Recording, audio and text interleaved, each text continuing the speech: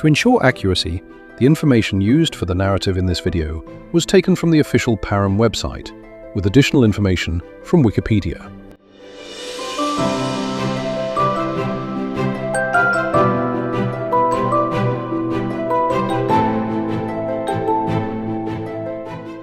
Parham's story. The name Parham, the par is pronounced like the par in parrot, is thought to derive from the Old English Parham, a compound word meaning pear enclosure. The manor of Parham, formerly belonging to Westminster Abbey, was granted by Henry VIII at the dissolution of the monasteries to Robert Palmer of Henfield in 1540.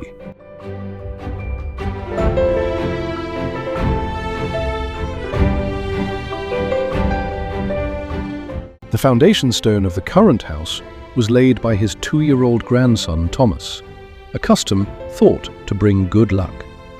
When he grew up, Thomas sold Parham to Thomas Bishop, whose descendants lived here for 11 generations until 1922, when it was sold to the Honourable Clive and Alicia Pearson.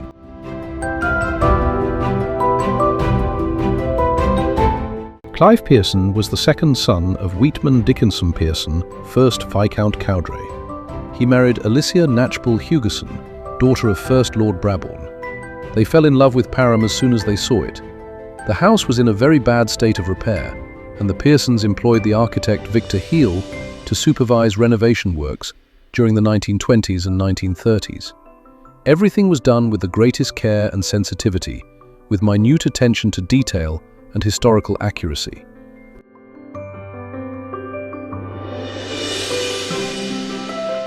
During the Second World War, the Pearsons took in many friends and relations, as well as 30 evacuee children from London.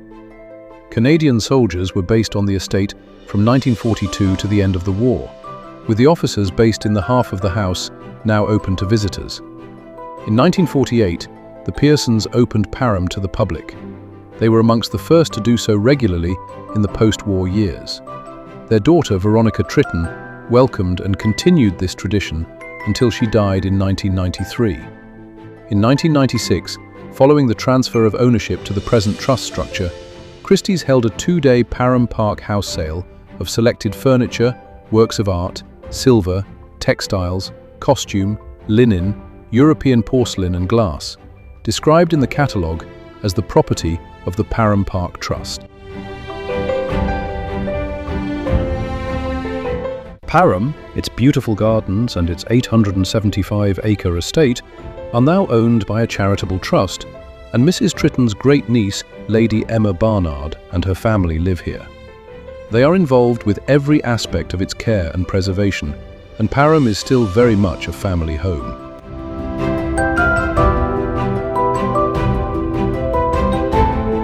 The gardens at Parham consist of 7 acres of pleasure grounds, laid out in the 18th century, with a lake, spring bulbs, a brick and turf maze, and many specimen trees.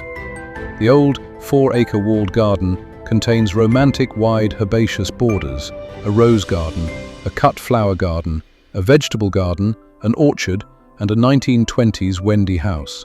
A splendid greenhouse, also dating from the 1920s, has a fine display of pelargoniums and other tender plants.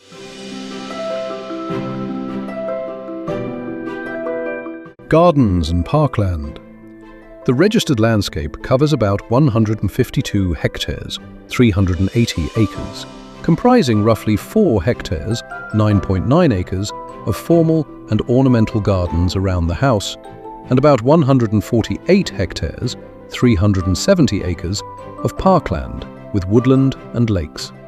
The park surrounds the house and gardens on all sides and contains open grassland with bracken, mature oak trees, enclosed woods, copses and clumps.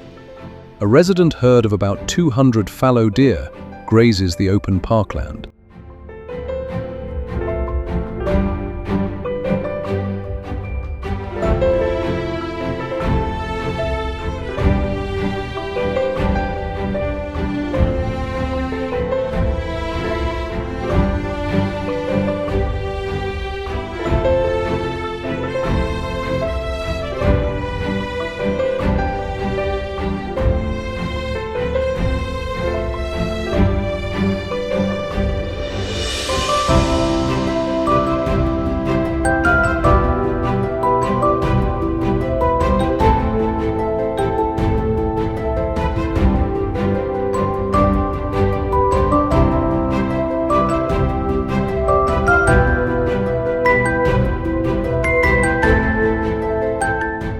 In April 2026, Parham began the careful dredging of the pleasure pond, and those works are now complete. The pond is looking fantastic, with lily pads flourishing and the geese and ducks clearly enjoying their refreshed habitat. They have also managed the growth of the alders around the pleasure ground pond back in February, and everything now is thriving.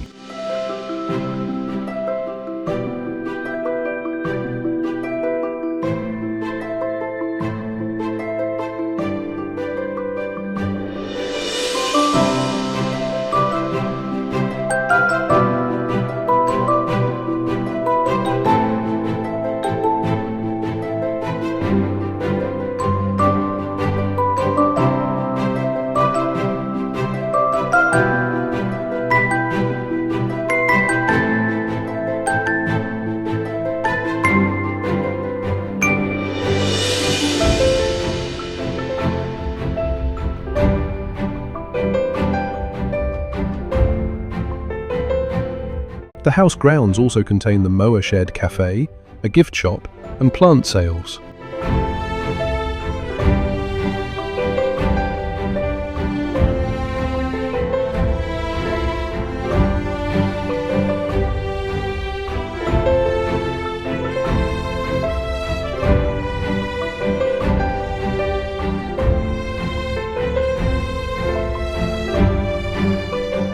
At the time of our visit, there was an exhibition of Bargello by the Midlands-based artist Odette Campbell. Odette reimagines the historic beauty of Parham House through contemporary Bargello.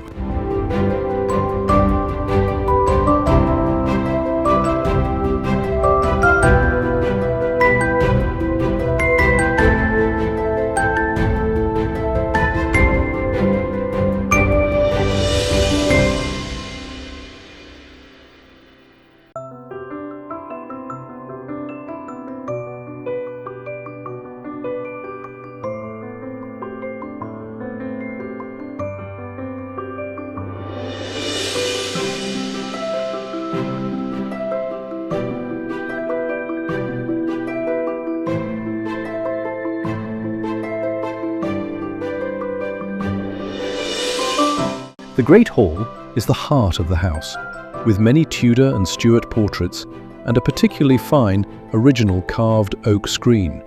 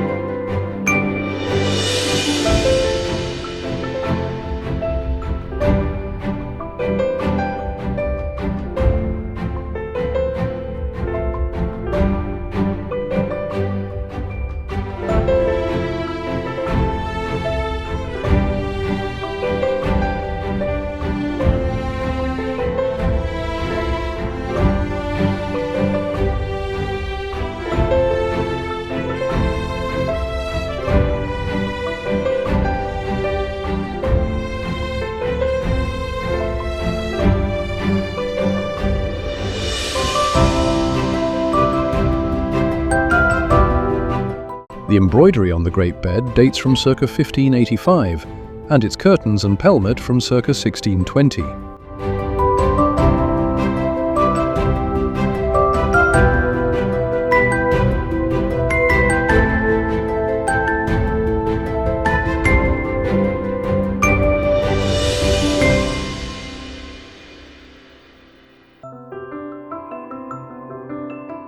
Alicia Pearson was a skilled needlewoman, and she created at Parham one of the finest and most important collections of early needlework in the country.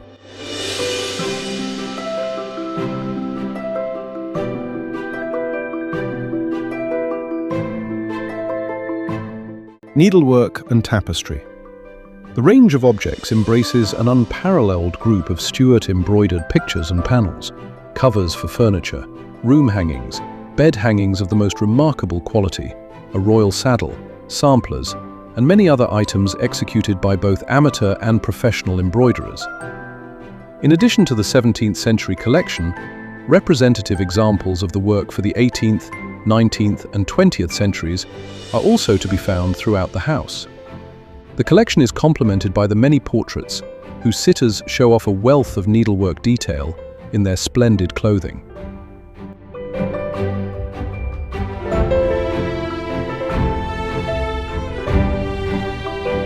The Green Room is partly dedicated to the great botanist and explorer Sir Joseph Banks, 1744 to 1820, an ancestor of Mrs. Pearson and Lady Emma Barnard.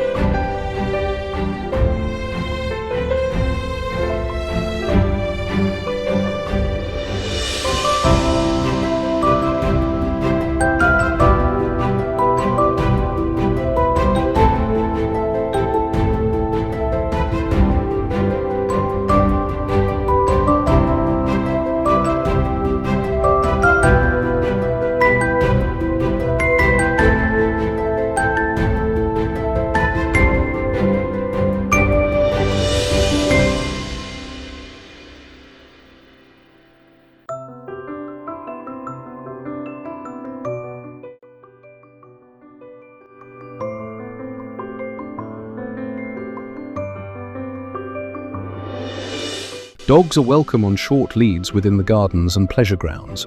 Only guide or assistance dogs are permitted inside Parham House or the inside catering facilities.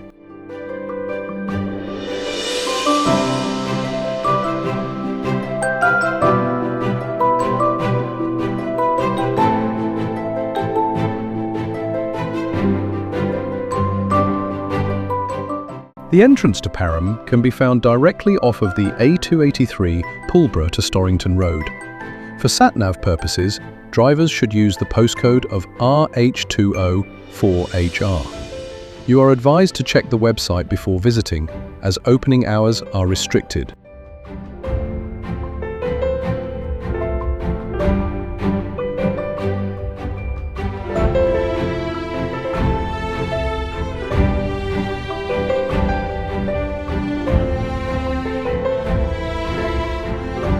Thank you for watching. I hope that you've enjoyed your look at Parham. This video is produced for fun and is not monetarized or supported in any way. I have no links to Parham or the camera manufacturers mentioned in the credits.